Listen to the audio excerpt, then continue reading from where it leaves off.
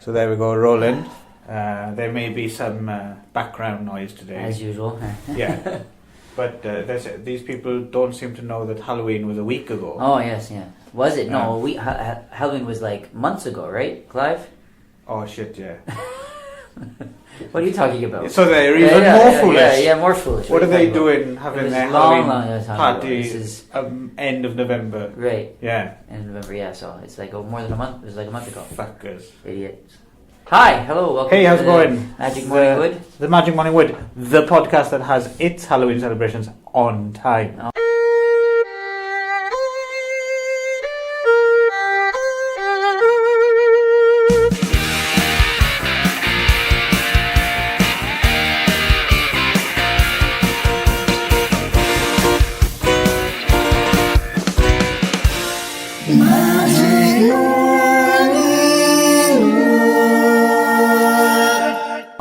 Did we?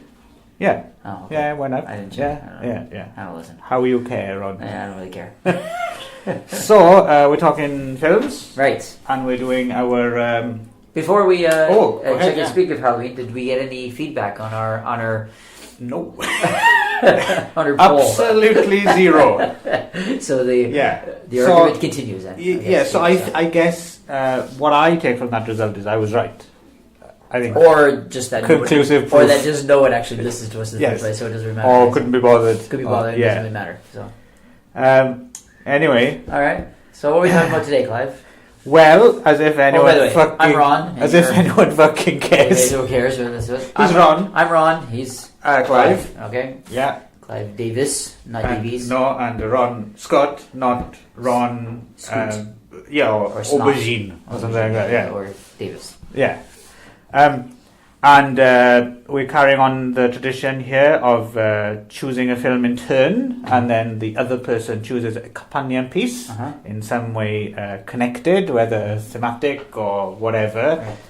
So this time the initial choice was mine.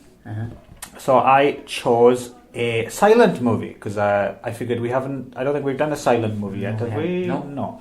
So I chose one of my favourites, Der Golem, or The Golem, How He Came Into the World, to give it its full title. I'm not going to even attempt it in German. Right. That's my best. 1920, so kind of Weimar Republic era German film. First time watch, Ron? Yes. Yeah. Okay, right. Were you familiar with the Golem legend at all? I mean, I know what a golem is. Right. Like a.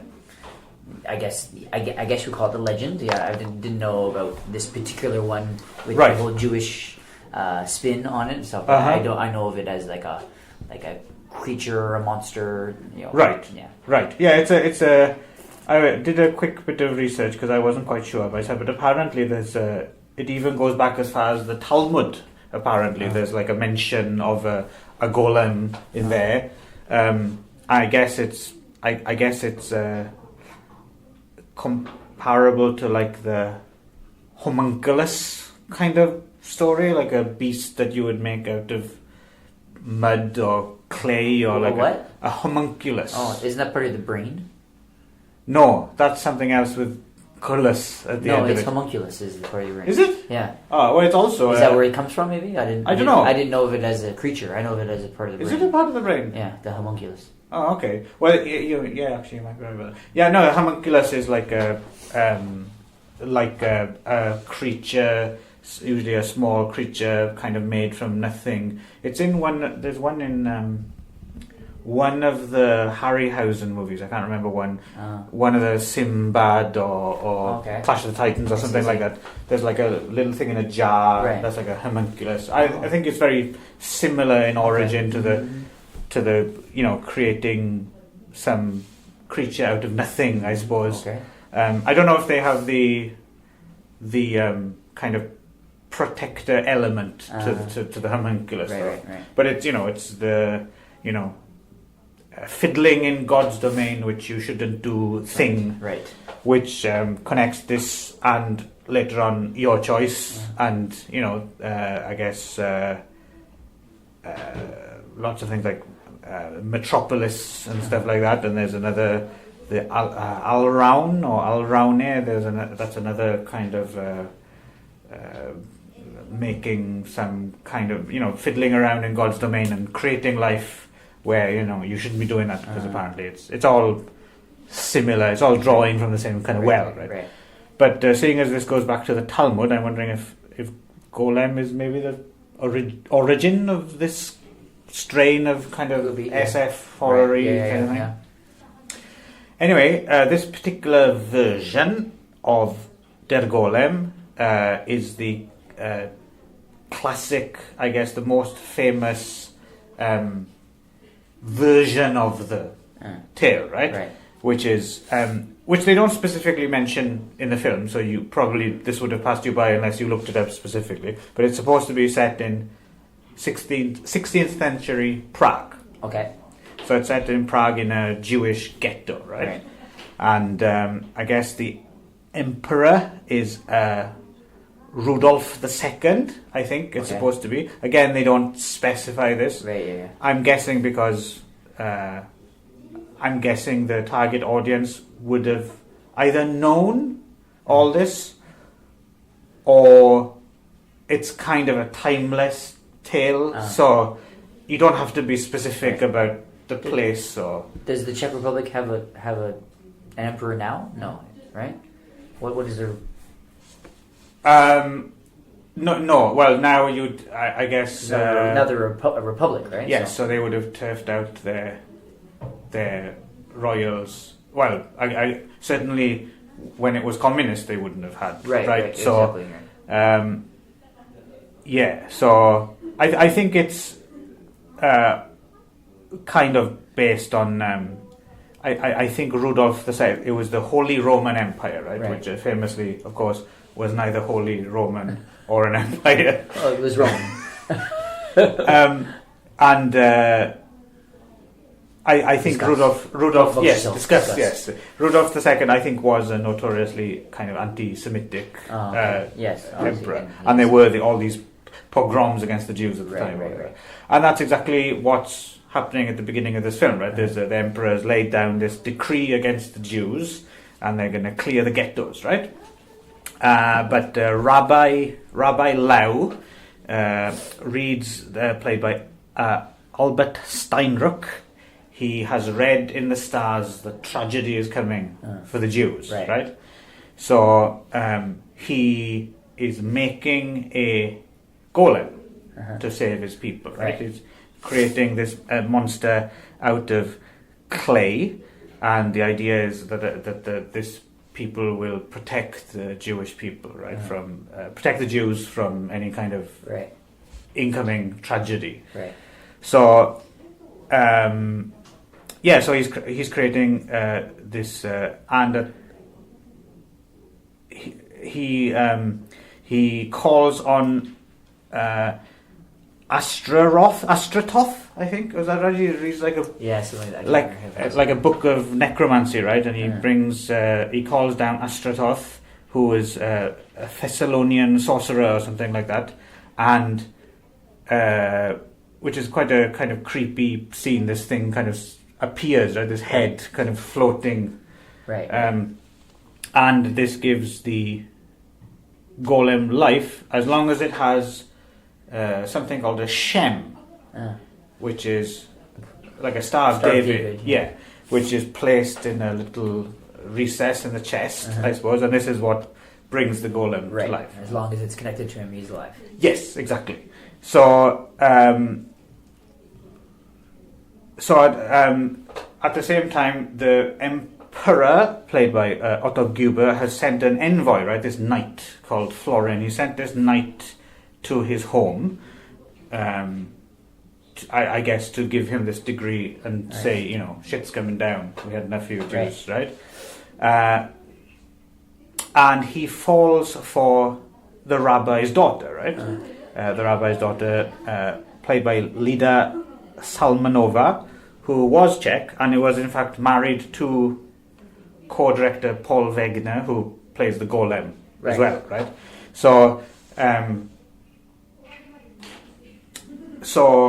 because he's kind of smitten with the daughter, and because the rabbi has had a history of entertaining the court before and successfully predicting some bad things that came the Emperor's way, they decide, okay, why don't you come and give us another one of your magic shows, and then we might consider not, throwing all you Jews out the ghetto, right?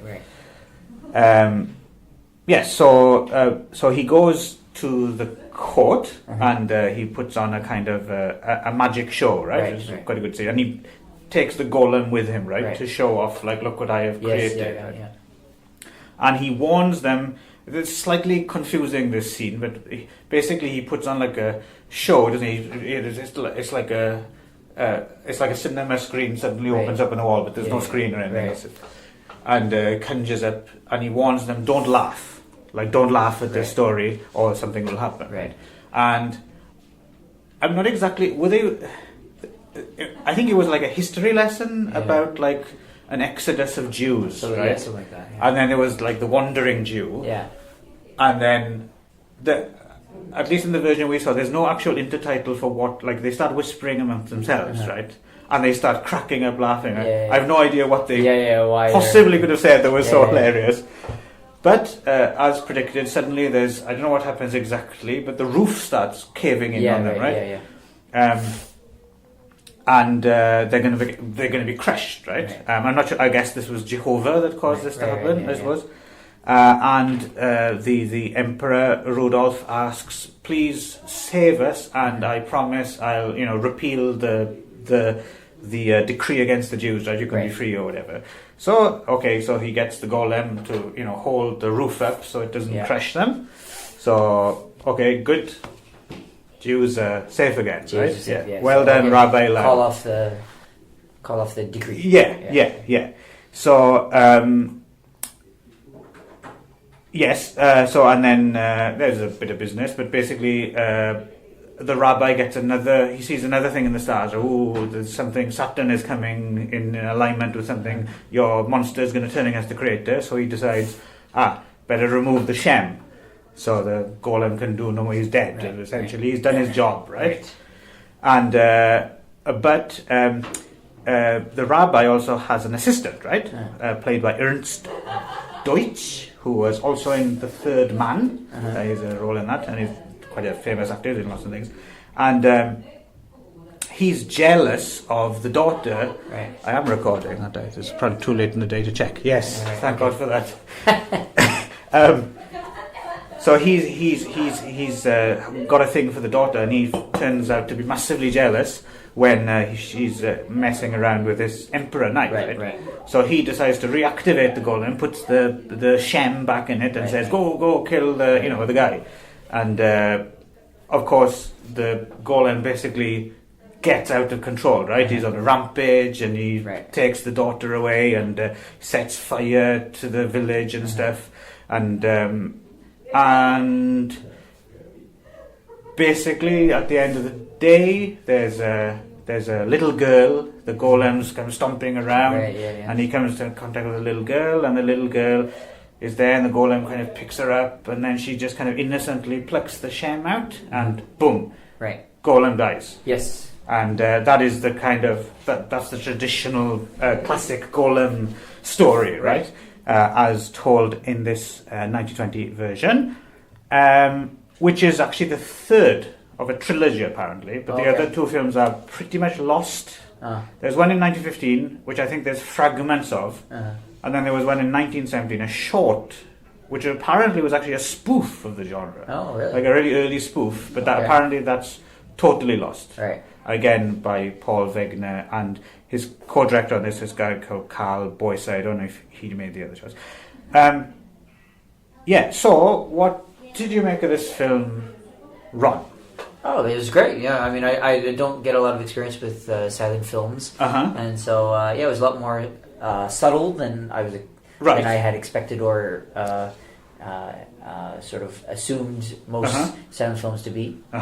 So it was, and the special effects were very impressive considering the time and the time period and so considering they're I mean, not realistic, but better than you'd expect from something of that era, right? So, So and the makeup and the costumes were like, it was like you could have seen a movie like that, like with the exception of the silent aspect of it. You could see a movie being made like that, like much later than that time. Yes, I think so. It was a bit ahead of the time. I think so. Yeah, I mean, I remember writing about it as well. Sometimes when you watch silent movies, you can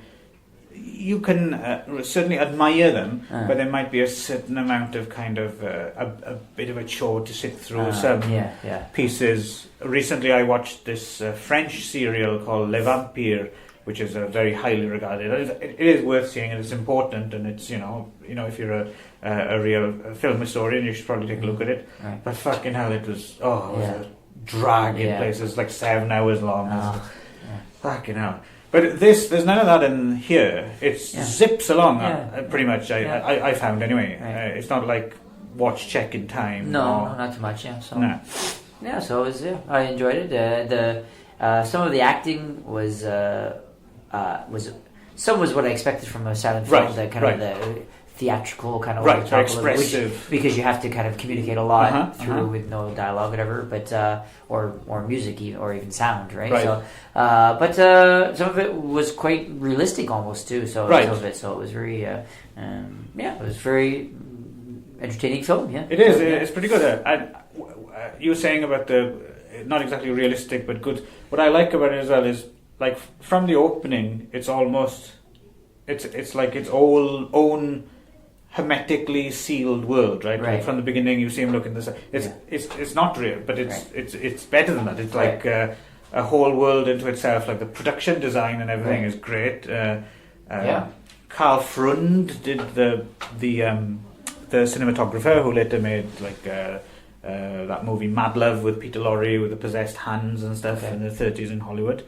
Edgar J. Ulmer was the set director who later went on to direct The Black Cat with Karloff and Lugosi. So all these people kind of, when they had their own decree against the Jews, right? Unfortunately, the same things were happening 300 years later. They all fled to Hollywood, right? All this talent fled from Germany and Austria and kind of enriched the Hollywood scene, right? With all the great Universal horrors and stuff like that. And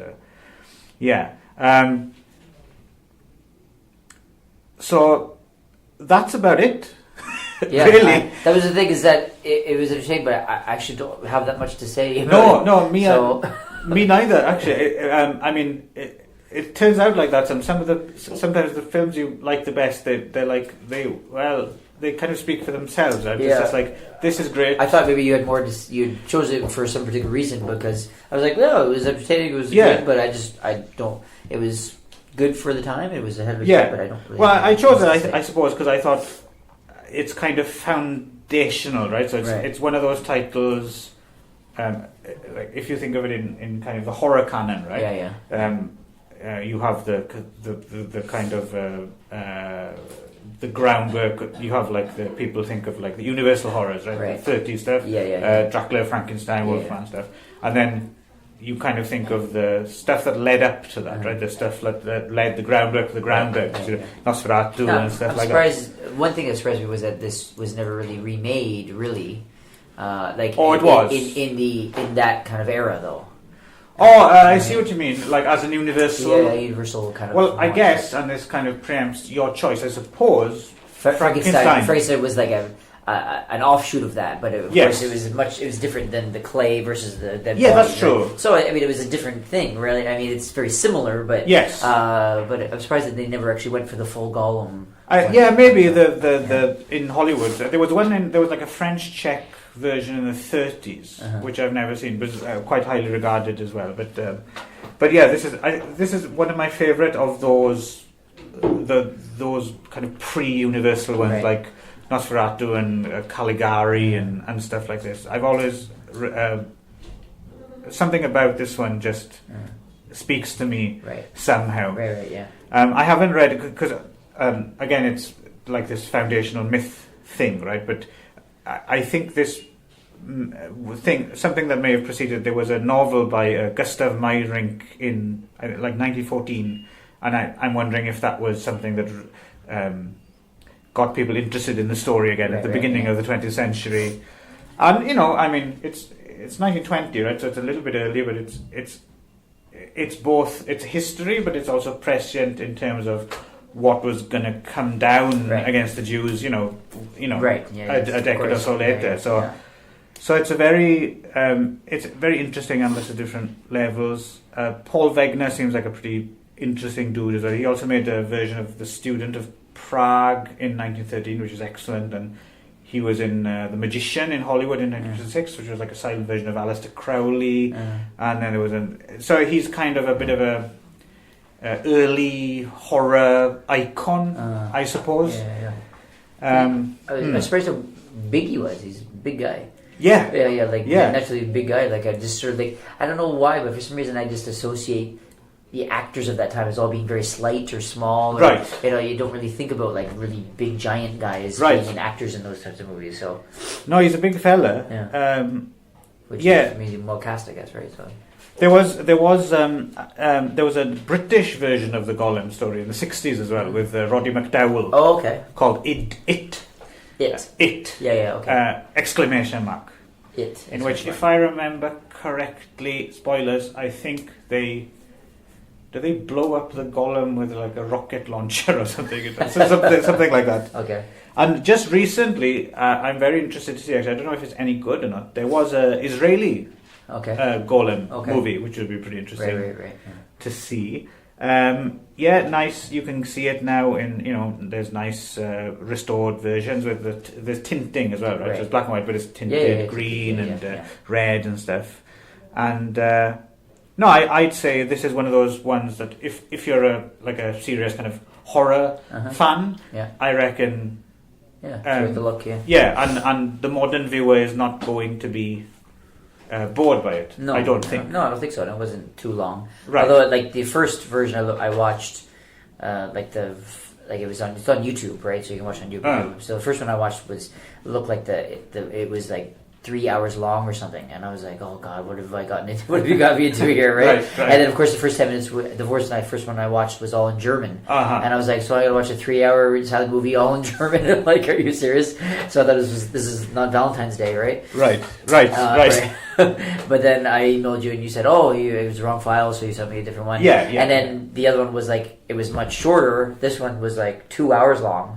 But that happens a lot on YouTube, though. I think sometimes people put things and they loop, right? This one was 2 hours long, and then I was like, even like movies of that era, I kind of associate them with much shorter runs, right? So I was like, even 2 hours is quite long for a 1920s movie. And sure enough, like at like how long is it? 1 hour 25 or something like that. Yeah. Then it just stops, and then it starts with another version of the Golem. Yes, which stops abruptly, and there's some trailers. So it's just sort of stuff added on to the end of it. So it's funny. It's difficult to get definitive. When you're dealing with films from this era as well. If you're trying to reconstruct like a definitive version, running times are notoriously kind of difficult to place, right? Because they had the strange frame rates in those days, lower frame rates, and also frame rates that would like change halfway through the film. So I've heard there's a longer version of the Golem which runs about 110 minutes, which is slightly longer than the version we saw. I think has more scenes, but I don't know if it actually has, if it's that much longer, or if some of it is just because of different frame rates and stuff. Slow down or something. Yeah, but there is a nice version on YouTube, and it's a good, I mean, just take a look at it there, and then if you go nuts for it, you can research for yourself. You can get a nice, like, restored. I don't think there's any 4K or anything like that, but you know, a nice. But regardless, this one will do the trick, right? It's not like your, you know, the essence of this is there, right? You're getting basically what's important about it. So there we go. Not so much to say about it, but don't mistake that with it not being worth seeing. It certainly is worth seeing, but it just kind of speaks for itself. Yes. There we go then. Okay. Bye-bye, Golem. Bye-bye. It's been good. You had a lot of notes on there because you didn't have much to say, right? So. I kind of raced through it. And your eyes started to glaze over a bit. So. Did I? Okay. Yeah. Well, that's. So you're a good. It's just been a long day. No, it's fine. But you're a good foil as well because I can kind of. If your eyes are glazing over, then maybe the listeners' eyes are glazing over. Not that we have any. Fucking vote. Okay. Right.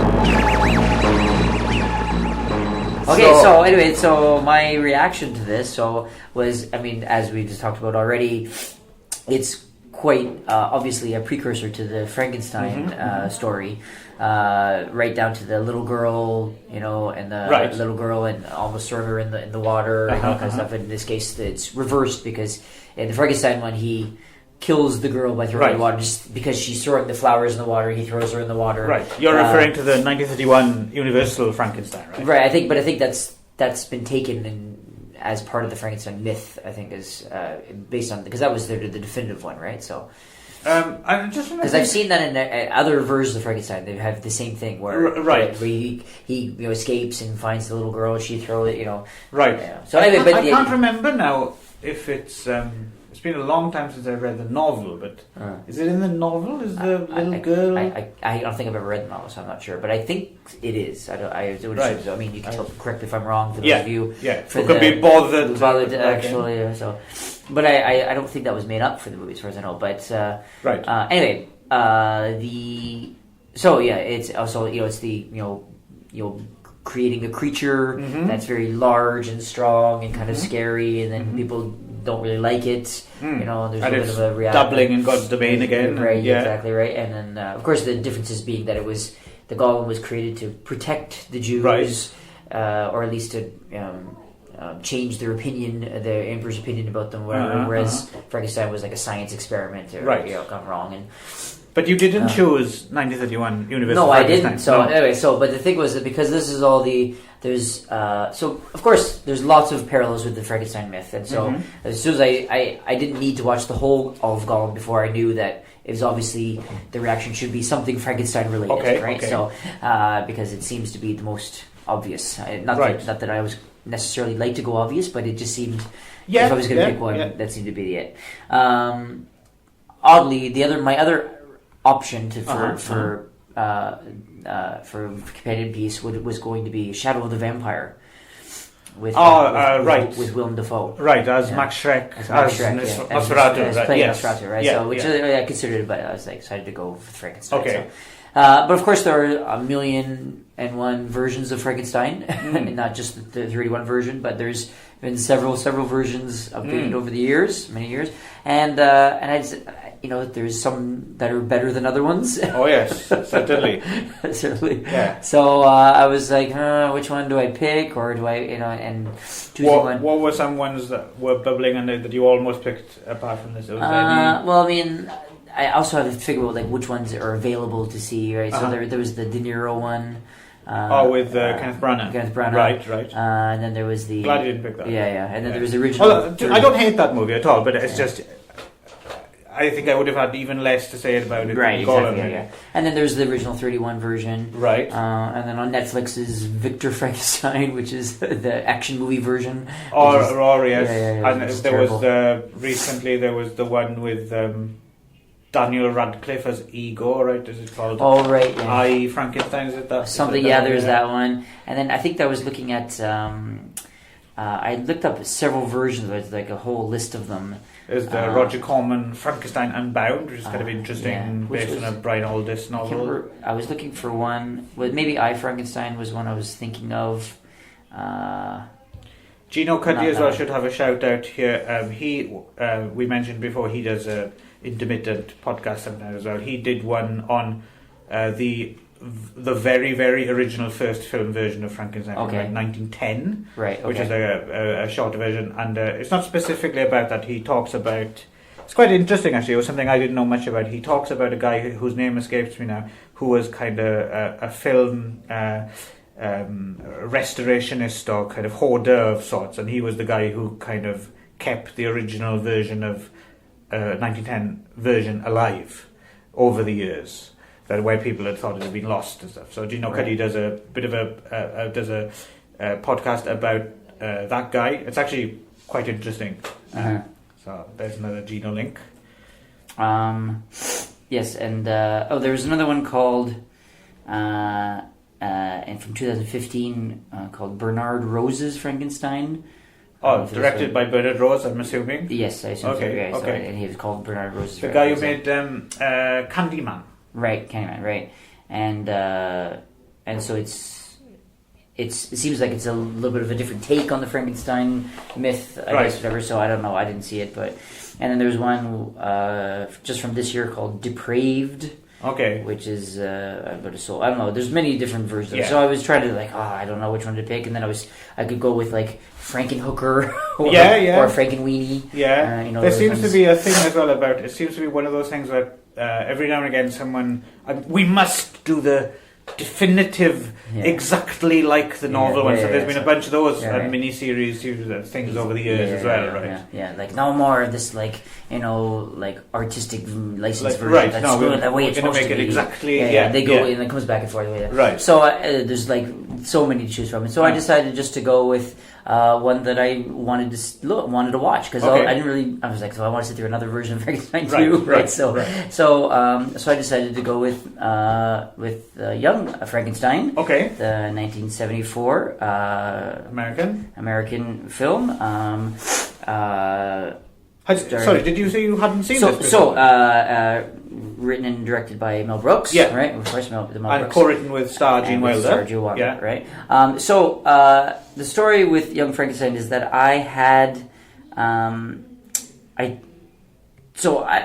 long-time Mel Brooks fan. I've there's several of his movies that I'm a big fan of. I like. Okay. I think you're a bigger fan maybe than I am. I think. Well, I like some of it. So I mean, I think you dislike Spaceballs, but I actually am a huge fan of Spaceballs. I haven't seen it in a long from time. when I was a kid. Yeah, it's a lot of nostalgia with that movie. Okay. I like the Producers, and Producers, it's great. So that I was kind of so on Blazing Saddles when it first came out, but maybe I need to revisit it. I think it depends on. So I think I find sometimes hit and miss, and Young Frankenstein was always on my radar, and I know a lot of other Mel Brooks fans swear by this as being one of his probably the best or one of his best anyway. Right. And I knew.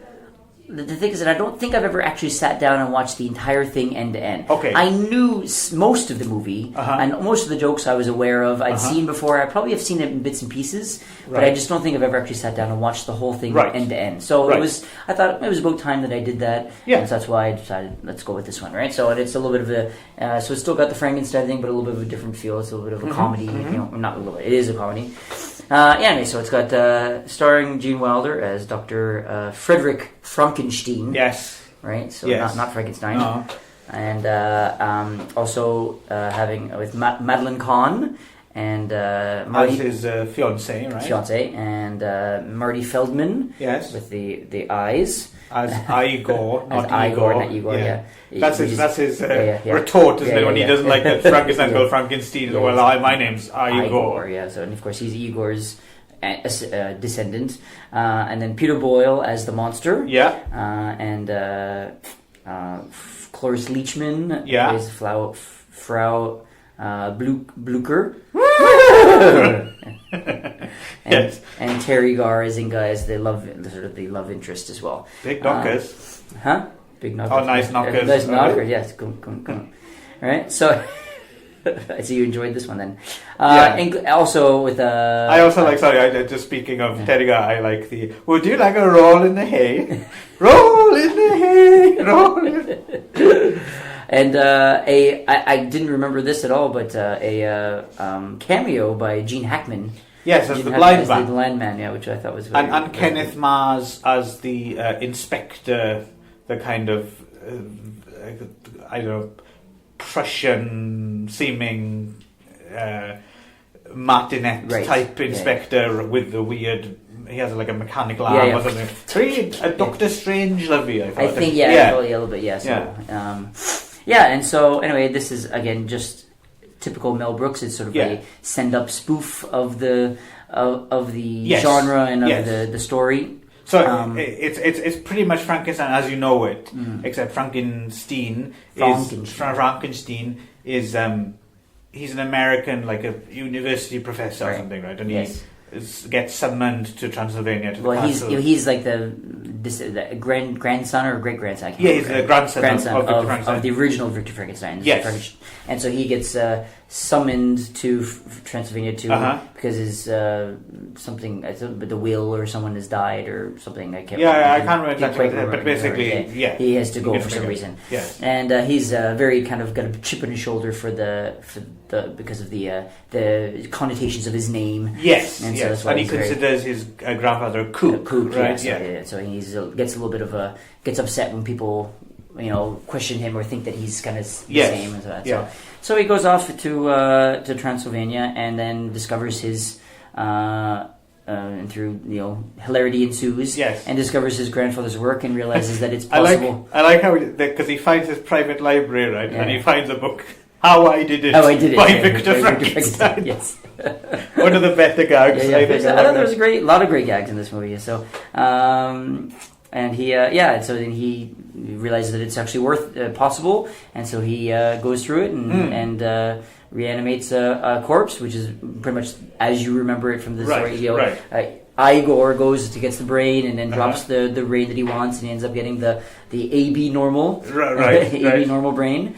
Someone called Abby. Abby normal, yeah. Abby, that's right. And and so then the monster comes to life, and they're trying to, and of course there's the normal pitchfork and rioters, then finally at the end he brings the monster back to civilization to kind of show him off. And they do like a tap dance soft shoe number on stage, putting on the Ritz, which I think was my cracked me up. And and then that's about Yeah, it. that's about it, yeah. So but there's lots of great gags in there. Yeah, yes, like, I think it is Mel Brooks' best film. You think so? Yeah, Yeah, I think so. yeah. I think it's very tight. Yeah, so Yeah. A lot of his other movies are sort of send-ups of a genre. Right. Whereas this one is sort of a send-up of a specific story. So I think maybe it's more focused a little bit. But it's interesting if you think about it. So in terms of, I mean, I know he has a really long history, like with writing for others and stuff, and television and stuff. Right. So you should, there's a lot to the Mel Brooks canon. Right. But if you're just talking, I was actually quite surprised looking it up. There was fewer movies he'd actually directed than I thought. Oh, really? Like I'd always assumed there was more, right. but it's only 11 features. Oh, really? Okay. So so you have the producers, which is great. Yeah. And then the 12 Chairs. I don't know if you ever remember seeing that. Remember that one, yeah. It's based on a book that's been filmed a whole bunch of different times. I remember seeing it once when I was a kid and thinking it was pretty good. Right. And then It's a comedy? yes, yeah, Okay. but it's it's less kind of gag oriented. Okay. It's like more the humor comes from the situation more organically. So Right. so interestingly, I think with Blazing Saddles, which is just prior to this one and this one, Right. I get the feeling this is the beginning of his kind of more like spoof kind of trajectory. Because from here on, they're all like that, right? Right. All the way up to all the way up to Dracula Dead and Loving It. Right, yes. Because even the Producers producers is quite broad, but it's not like a. It's not a send-up. It's exactly. It's a full-on story by itself. It's like a And from Blazing Saddles onwards, Blazing Saddles is Western, and then Frankenstein Yeah. is the horror, and then there's one called Silent Movie, which Yes, is it was, silent yeah. movies. High Anxiety. Yes, I guess, yeah, again, is a Hitchcock, right, yeah. And then History of the World Part 1, which Yeah. I'm actually a big fan of. I like that one. So Spaceballs, which is Star Wars and Right. science fiction. Life Stinks. Yes, which is- I don't again, know if that's a that was similar his. thing. I don't know if it was, but what I mean is it has those kind of I'm not quite sure what you call these type of movies exactly, but basically what the Zaz team did as well, Right, with yeah. Airplane and Naked, Right. those kind of like sight gags Right, and right. stuff like Yes, that, yeah. which are different from. I mean, the sight, like we were talking about, we were talking about Clark and McCullough, Wheel and Woolsey and stuff. Different from those kinds of, more of a, I don't know what it is. I don't know what the specific, like.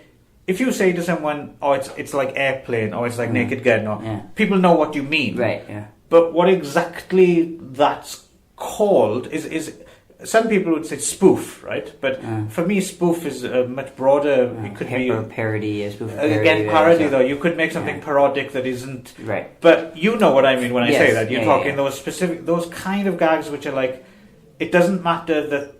The whole film is designed so it doesn't matter if they take you out of the film or if it totally fucks up the narrative. It doesn't matter because that's what it's supposed to be. Yeah. Hot shots, that kind of. Yeah. It's kind of in that. Right. It's in that lineage, right? And of course, Robin Hood Men in Tights, and then finishing Dracula Dead and Loving It hasn't done anything in 20 years now. So. Right. So Young Frankenstein, because I think it's early on in that it benefits from kind of being played a lot more straight, right? Because from the get-go, when it starts, I was quite surprised. It's at least 5 minutes before anything like in Young Frankenstein. You mean? Yeah. There's nothing vaguely amusing or a sense that anything's funny going to happen. Right. Do you know what I mean? It's like, oh, this is quite serious. Yeah. But then you just get little hints slowly. Yeah. Like when he's doing the lecture and like the old man's getting off the table and a nice hop, and there's just little sides here and there. And Gene Wilder, so you can't help but laugh. Yeah, Gene Wilder is funny, and I don't think he's ever can do a serious role. I love Gene Wilder. Yeah. He's just so great in this movie. Just everything is just so over the top, but it's just perfect. His live imitating Colin Clive is just fucking really good. Yeah, So interesting. You mentioned Blazing Saddles, right? And you finding it a slight letdown in comparison to its reputation. At the time, I remember thinking that it was kind of like that. People said, "Oh, this is like the funniest movie ever made," and of course, a lot of people claim it as like it's on top 10 funniest movies of all time, or at least it's the inspiration for a lot of comedy since then. And I remember being just a little bit like, "Well, that's it." It was kind of like, I don't remember. When was the last time you saw it? Many years. I was a teenager, I think, when I saw it. But I remember having kind of high expectations and kind of being let down. But no, I've seen it more recently, and I tend to agree with you. And I can't remember which episode we talked about it on, but I think it's one of those films that its reputation exists on having a certain amount of goodwill towards it. Right. And when you actually watch it, there's like in this as well to a certain degree, but there's a lot of really corny old gags, and you're like. I think that's a good way of putting this genre. You're trying to pinpoint the genre. It's like it's corny parody, right? a lot of it is corny. That's slightly different from the Zaz stuff. But but I think it works much better here. Yeah, I think so. Yeah. But trying to pinpoint exactly why that is, that's difficult. Yeah, I don't know. It could be the cast. Maybe Gene Wilder just sells it better. Or... Yeah. Also, Peter Boyle is great. I've always liked Peter Boyle. Yeah, it's great too. Yeah. So I think the whole cast is great. Gene Hackman as well is actually quite funny as a blind guy. I think Marty Feldman is hilarious. He's really funny. But he's always hilarious. Yeah, I mean, the poor man really did give his googly eyes as advantage. I don't think I'm as familiar with Marty Feldman as an actor as much as I assume he's British. Well, he was British. He's very, very big in the British scene, but I think I don't really know him that much. So it's funny. I think aside from this, right? So. Yeah, I think this is probably his most visible kind of role. People would know Marty Feldman. Igor in the guy with whose hump moves around. Yeah, moves around. It's great. So like it's funny because I. Like, as corny as those types of jokes are, I love that kind of comedy. I think I talked about this a little bit with when I talked about Wet Hot American Summer, which is a lot of kind of David Wayne has a lot of like a lot of inspiration from Mel Brooks. Like, and you can tell like that type of humor he does is in this vein that he sort of takes this type of idea. Really, it's different, but you can tell it's definitely inspired by it, right? But it's for me, it's so different. It is different, but you can tell that I can see the inspiration. It's like you right down to even the fact that the joke where he he throws something off stage and there's the cat.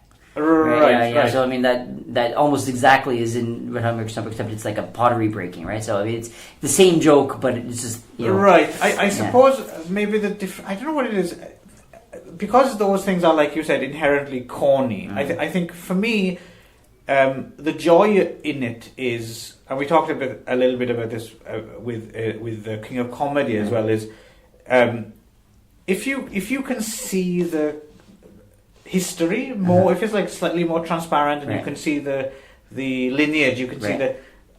Then I have a certain amount of goodwill towards it. Whereas I think something like Wet Hot American Summer, it's working in the same kind of area, but I think. Because, and maybe this is to its credit, it's trying something new in a way. Right. Then it doesn't work for me because it's slightly divorced from the past. Or I think maybe it's that you're not as aware of the lineage. Maybe because I was well aware of the lineage of Wet Hot American Summer. Okay. So I think maybe that gave me more goodwill towards it, perhaps. Right? That could be.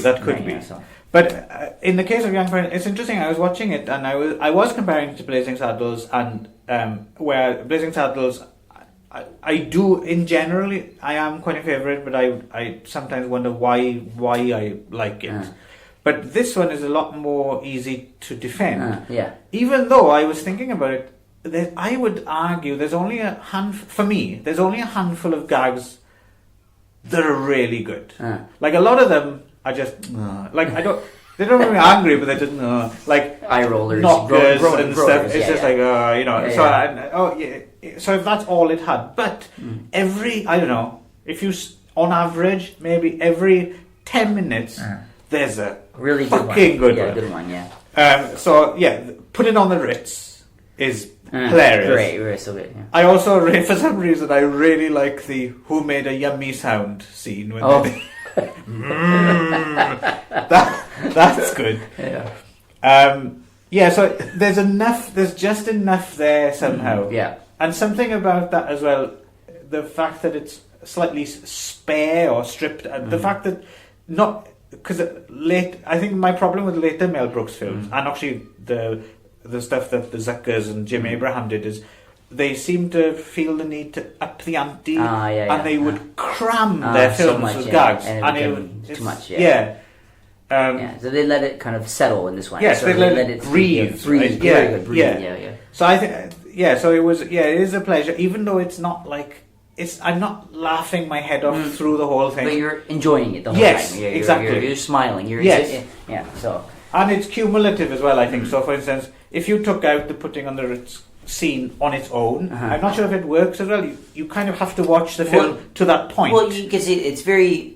I mean, the structure of that is very similar to the Producers, then, where it kind of builds to the performance is the kind of the climax, right? Yeah. Which is also one of the funniest parts, right? Yeah. So, and it's such a good gag that it's not like, some gags are gags that just work once and then they try and milk it and it doesn't work. Yeah. But every time he wails, it's funny again. And there's lots of nice little touches with Gene Wilder just like giving him a little punch on the cheek, and Peter Boyle as the creature like winks. It's such a they got good chemistry. You can imagine that. I wonder if that was maybe the first thing they came up with and then built the rest of the movie around it. Yeah, possibly. It's really good. It's really great. For some reason I'd actually forgotten that scene. Oh, really? Yeah, that's not. For some reason I always think of for some reason and rolling the hay and stuff. But yeah. We were talking about throwing the in the Frankenstein 31, throwing the girl in the lake, right? And I was wondering about this because in this version it's she's chucking flowers in a well, right? And then she turns to and this is a very odd sequence, right? So basically the parents are at home, they're freaking out, where's the little girl, where's the little girl? And then we cut to the cross-cutting. She's there with the Frankenstein, and then she asks, "What should we throw in the well now?" And there's a close-up of Peter thinking, like, "What are we throw in the well?" And then they cut back, and the parents are like, "Oh, did you check the bedroom?" Yeah. And they suddenly go up. I thought that was a good gag because I thought you checked the bedroom. No, right. I checked the bedroom. But then the girl's just in the bed, right? Yeah. And I'm thinking, well, this scene, for me, well, no, he threw her back, and she kind of like. Right, and through the window and. But I was just wondering if this was like also. A parody, because the thing is the little girl being thrown in the lake scene in Frankenstein was cut out. Oh, really? Okay. And I don't think it was restored until like the 80s. Oh, really? Okay. So I'm thinking at this time when Young Frankenstein came out, I reckon this was like maybe like a legendary scene that no one had seen. Really? Or it was in the book. Yes. Yeah. But I think this is more of a, I think it's a version of the film. Yeah, right? Specifically. Yeah, because it's black and white too. Yeah. So I don't think it's so much a reinterpretation of the novel. Right. Speaking of which, I didn't realise, apparently there's a Turkish remake of Young Frankenstein. Of Young Frankenstein? Yeah, oh, really? from the following year. Really? Okay. So that's on my to-see list. I'd quite like to see what they do with it. Okay, huh. Does it have like evil Spider-Man and... We can only but hope. And Captain America. But yeah, and beautiful. It's got that universal black and white photography by Gerald Hirschfeld. It's got the original the lab equipment, Kenneth Strickfaden's lab equipment from the 30s. Right. Apparently, Mel Brooks found Kenneth Strickfaden in the in the phone book, and apparently I think this was the first time he was ever actually credited, because he was never credited for creating all that iconic stuff back in the 30s. But so. Again, not that much to say other than it's great. It's fun. Yeah, it is. as much as it's funny. I like this time. I really put on my my cynics hat. I'm going to look at this with disdain. But by the time it got to the end, I'm like, you can't dislike it. I think there's not a lot to dislike with the movie. It's just a fun movie. Yes, but you know what I mean, though, don't you? You know what I mean? It's you could tear it up. It wears you down, and it kind of wins you over. Yeah, it does. Yeah. Especially Matthew was give me a help with the bags. Okay, you take the blonde. I'll have the one in the turban. It's just boom. Yeah, great. The other thing I noticed as well is we mentioned before we were talking about Richard Pryor in regards to Blue Collar, Right. and we're talking about Stir Crazy. There's a scene in Young Frankenstein where he's locked in the dungeon room with the creature, Right. and then he's trying to calm him down. Right. Yeah. And I was thinking that's very similar to, if you remember in Stir Crazy, one of the inmates is this big skinhead guy who everyone's terrified of him, right? And for punishment they put Gene Wilder in a cell with him. Do you remember this? No. And he of course is Gene Wilder, right? So he ends up calming the beast and befriending. I think very similar scene to yeah. I assume maybe. I was wondering if it might actually be some kind of homage. Yeah. That's all I've got to say. I have to admit, Young Frankenstein. I think it is Mel Brooks' probably his best, up there with the producer. Again, front end early stuff is better for me. I think with Mel Brooks. I find the later stuff a bit tiresome. Men in Tights and yeah. I mean, as you get older, he definitely the jokes got more tired and. Yeah, so yeah. But it's interesting. I mean, the jokes are already tired, really. That's the thing. Yeah. But somehow, they work here. So I'm wondering what kind of alchemy and how that alchemy wears off. And it's interesting to kind of ponder. I don't really have any answers. I just it is interesting to. Comedy is such a elusive beast. It really is. It's also subjective, right? So So it's hard to. But then again, even as subjective as it is, it's interesting considering how subjective comedy can be. It's interesting that we still do have consensus films, and this is one, right? Right. This is one that, regardless of your humor, I would say people who are fans of film comedies, right? It's rare the person who doesn't like this movie. Yeah. So there's something to be said for, even though you're right, it is subjective, there's still some kind of a cornerstone lineage of classic stuff that we can agree on, right? So right. Yeah, otherwise, this would be on the par with, fucking Tom Green or something like that, right? So, Tom Green. Freddy Got Fingered. Oh, I have a friend who really likes that film, and I can't for the life of me figure out why. Blame the Canadians. Interesting. Some other interesting. I'm just reading some interesting trivia about the movie that we'll be the judge of that, right? Anyway, trivia. Anyway, that apparently the Aerosmith song "Walk This Way" was based on the gag. Right. Walk this way. Right. This way. Right. So apparently that was the inspiration for that song. Okay. Doesn't make me like Aerosmith anymore. And then the Howling Wolf, Frederick's grandfather, and the Shrieking Cat were all Mel Brooks. Yeah. But only because Gene Wilder insisted that he not be in the movie. Yes, I did read that. I think Gene Wilder was quite smart there, actually. Because thinking about it, that is one of the problems with most of the other Mel Brooks films I don't like. So, for instance, in Blazing Saddles, it's his stuff that slows the film down for me. Because he comes out and he's like, it's Borscht Belt. It's very kind of... And you're like, and you want to get through that. You want to get back to... Right. Him, Gene Wilder and Clive and Little and all that stuff, right? Though I enjoy him as Yogurt in Spaceball, so... Yeah, no... Yogurt! Yeah. Yogurt! I just don't like Spaceballs much. I also thought Claire Sleaton as Frau I can see what next year's... I can see what next year's Valentine's choice is going to be. No, I don't think you dislike it enough for me to do it. No, that's true. I might accidentally enjoy it, and you wouldn't like that. So it was good times. I enjoyed finally sitting down and watching it all. At once. Kind of worked quite well as a double bill. Yeah, I actually watched them back to back, and it's kind of again. Two films I wouldn't necessarily have put together. I like this way of working. I think we'll continue. Yeah. Okay. Yeah. Great. So, Flau Booger.